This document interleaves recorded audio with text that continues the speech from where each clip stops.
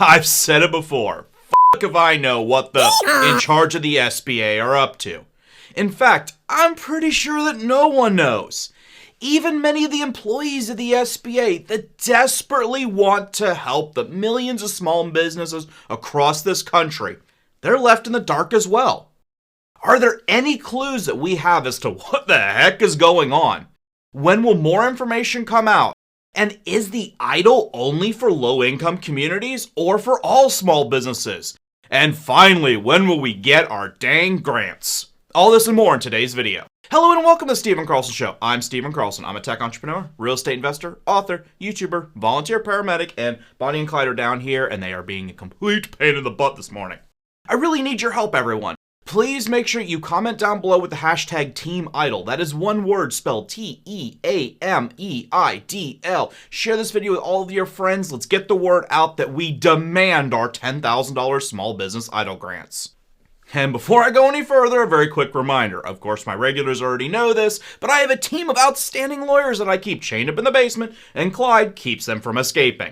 The problem with these lawyers is they get a little bit rowdy whenever I make a video, and the only way to calm these stinking lawyers down is to give this quick disclaimer. This video is for entertainment purposes only. These are my opinions, exactly that and that only. I'm not a financial advisor, I'm not a lawyer. This is not financial, legal, tax advice. You get the point.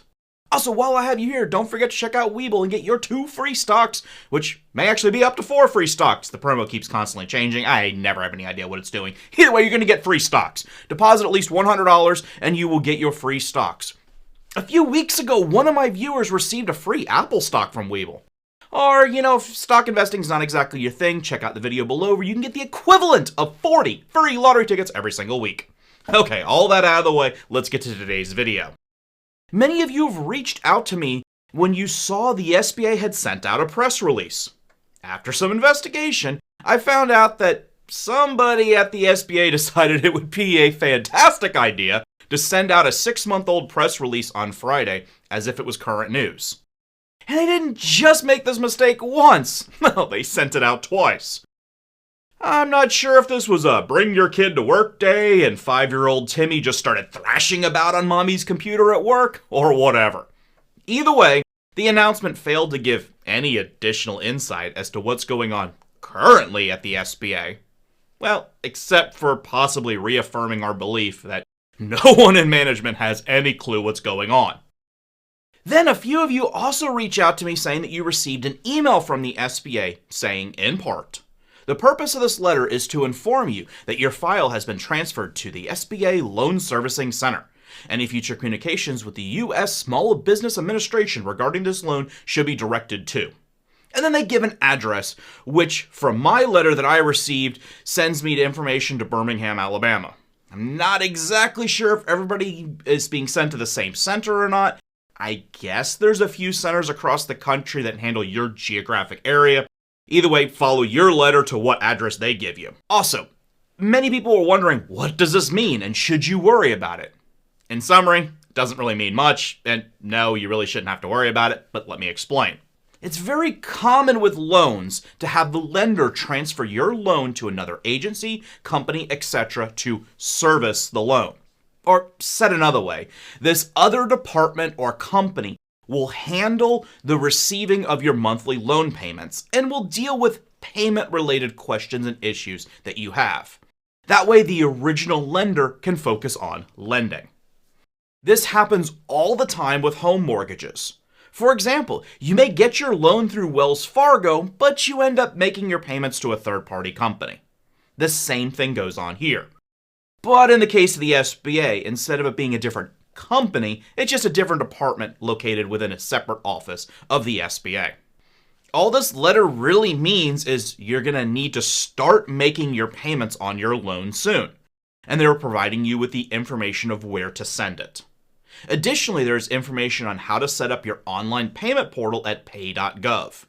Be very careful and make sure you only go to a .gov website. Anything else is probably going to be a fake scammer.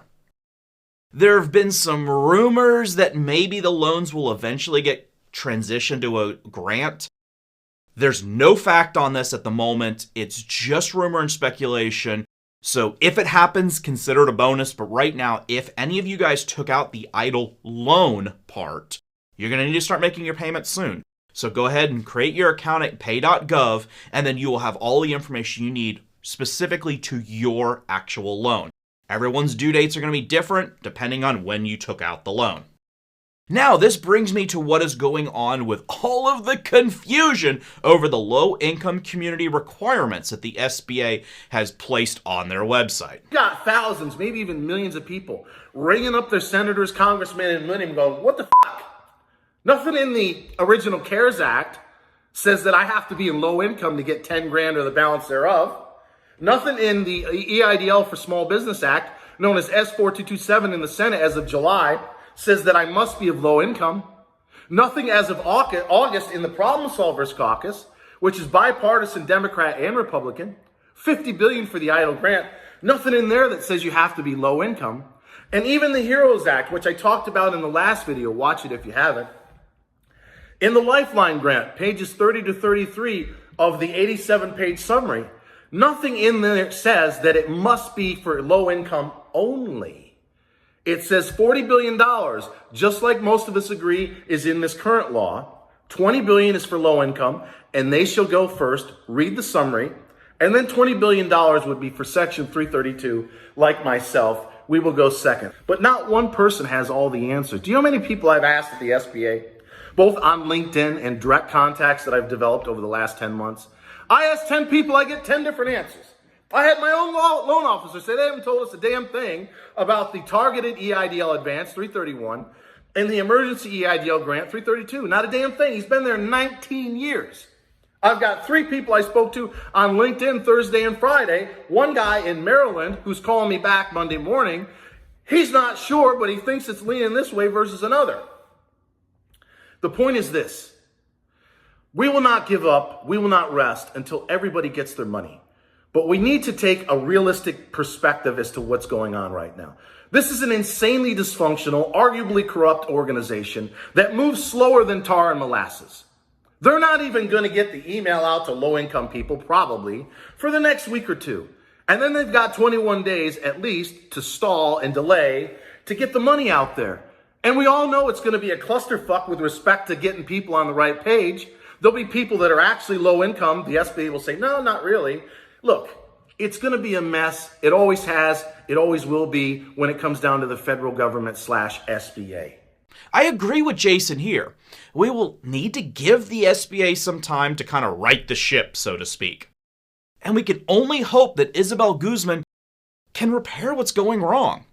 But honestly, I kind of have little hope for any type of speedy recovery to the systemic problems the SBA has. Remember, you gotta think, the SBA is a massive bureaucratic nightmare with massive levels of middle management all trying to just justify their jobs. The sad truth is you could probably fire half of the SBA management and overnight see loans being processed much quicker. Ignoring political ideologies here, I'm a firm believer that most government staff spend their entire day going to meetings, filling out paperwork, and creating new rules to fix problems with previous rules. I know many of them are working very hard and they're trying to improve things. But just trying your best isn't good enough here. People are starving and businesses are shutting down right now due to the SBA's incompetence over the past year.